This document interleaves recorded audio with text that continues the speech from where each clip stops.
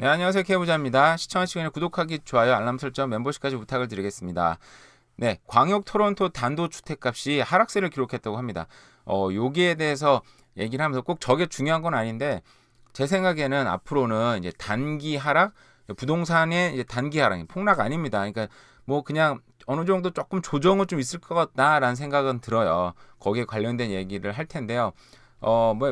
왜 그렇게 생각을 하냐면은 우리가 집값이 캐나다가 보면 2월 달부터 지금 다시 상승세를 했거든요. 작년에 2월 달에 피크를 치고 올해 2월까지 1년 가까이 좀 계속 좀 떨어지다가 올해 2월부터 다시 반등세가 일어나서 가격이 올라갔는데 사실 그때도 좀 놀라긴 했죠. 왜냐하면 이자가 워낙 비쌌으니까 모기지가 워낙 비쌌는데도 밀고 올라왔던 게 결국 1년 동안 사람들이 참다가 결국은 이제 모기지가 그때 이제 기준금리가 상승을 멈췄잖아요.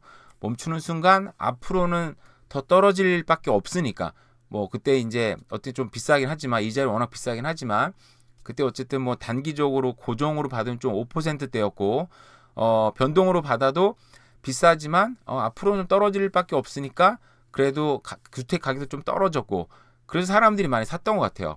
앞으로 이제 내다보고 근데 기준금리가 다시 오르기 시작을 했죠.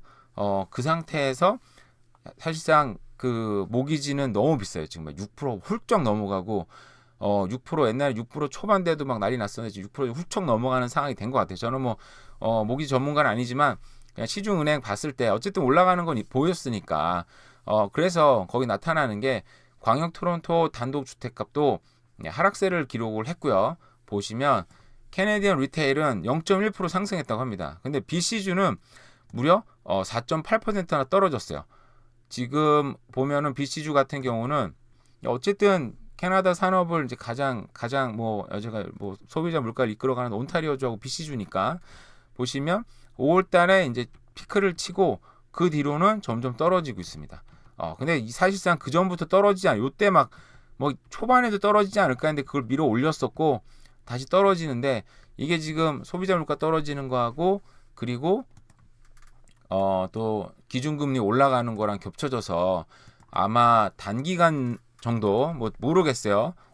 지금도 어쨌든 여름이 거의 끝나가고 있으니까 이제 부동산 시장도 조금 소강 상태로 들어가는 거 아닌가요? 그죠? 겨울이 가장 그래도 좀 소강 상태 물론 막 미친 시장에서는 그게 먹히지 않았었는데 일단은 조금 거래량도 줄지 않을까 뭐 개인적인 생각입니다. 뭐 누구랑 통한 건 아니고 근데 전체적으로 봤을 때 약간의 이제 단기 하락은 어쩔 수 없다라는 생각이 듭니다.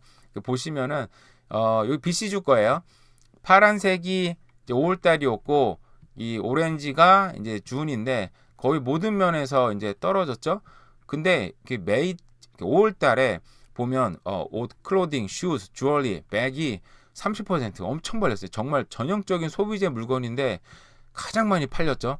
그러니까 이때 아마 소비 심리가 확 살아났던 것 같아요. 그리고 여름이 다가오니까 여름에 이제 뭐 휴가를 대비해서 샀든지 여러 가지 어떤 뭐 그런 게 있는 것 같고 그리고 모터비크 자동차도 많이 팔렸었어요.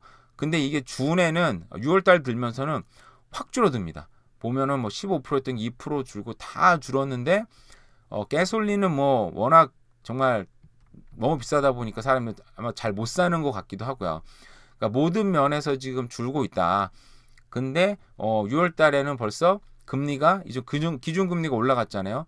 뭐 거기에 맞춰 사람들이 소비를 줄이는 건 아니겠지만 어쨌든 시기적으로 금리가 올라가는 것과 사람들 소비 심리가 죽는 것도 맞는 것 같아요. 그래서 뭐 여러 가지 부동산 단기 하락은 어쩔 수 없다라는 생각이 듭니다. 그래서 근데 사실 집값이 올라가기 시작한 것도 금리가 멈추면서부터 사람들이 심리가 이제 확 살아나고 앞으로는 이제 금리도 떨어질 밖에 없고 그렇게 되면 부동산 시장도 좀 떨어졌는데 뭐 옛날처럼 올라가지 어느 정도 올라가겠지 그런 마음이 있었던 것 같은데 그 반대로 지금 시장이 형성되고 있으니까 가격이 좀 떨어지지 않을까라는 생각이 듭니다. 네 그리고 뭐 세계 뉴스 중에 제가 이거는 러시아 뉴스는 끊임없이 나오고 있는데 지금 요즘에 우크라이나가 러시아 모스크바를 계속 공격을 하고 있습니다. 드론으로 계속 공격을 하는데 이 사진 보시면 상업지구인가 봐요. 뭐 이렇게 드론을 공격해서 이게 깨졌대요. 근데 이게 사실상 사람을 뭐 다치게 하는 것도 의미가 별로 없는 거고, 그죠? 이 빌딩을 이렇게 깨는 것도 사실상 크게 의미는 뭐 없다고 봐요, 그죠? 근데 왜 이렇게 쓸데없는 공격을 할까 여러 가지 생각을 해보니까 그런 것 같아요. 이제 우크라이나가 대반격을 하긴 하지만 굉장히 부진하게 나옵니다. 왜냐하면 소련이 지금 러시아 영토 러시아가 지금 점령한데 참호전이에요. 지금 참호를 엄청나게 파놓고 거기서 병력을 주둔시키고 그냥 버티게 하고 있거든요. 뭐 탱크도 뒤에 이제 배치해놓고 그러면 사실은 이게 지금 공격하는 입장이 훨씬 더 어렵잖아요. 그죠? 원래 옛날에도 공성전 할 때는 뭐 최소한 4배, 뭐 점령하려면 10배 정도 필요하다 그런 얘기도 있었었는데 지금 어떻게 보면 참호전이 되다 보니까 전진을 못하는 거죠. 전진을 못하다 보니까 어쩔 수 없이 지금 후방 공격으로 들어간 것 같아요. 그래서 만약에 예전에 그래서 참호 뒤로 이제 공격하겠다 그런 발표도 한번 했었었는데 차라리 그렇게 돼서 차라리 후방을 점령하게 된다면 혹시라도 후방을 점령하게 된다면 나중에 협상할 때 우리가 점령지 니네 점령지 이제 뭐 1대1로 좀 서로 교환하자 막 교환하자 뭐 이럴 수도 있고 그죠? 협상할 때 좀 유리한 고지를 그나마 차지하려고 후방을 지금 어쩔 수 없이 공격하기 시작했다라는 생각이 들더라고요.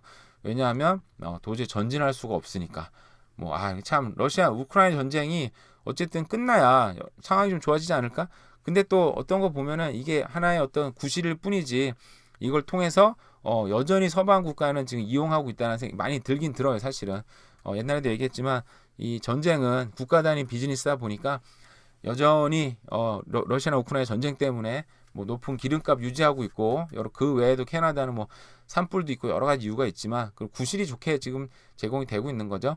어쨌든 전쟁은 빨리 끝났으면 좋겠고 집값도 단기 하락이 예상을 했습니다만 이게 되는지 저도 제 말이니까 어쨌든 또 주의 있게 지켜보면서 보도록 하겠습니다. 네, 그럼 어쨌든 오늘도 잘 지내세요. 감사합니다.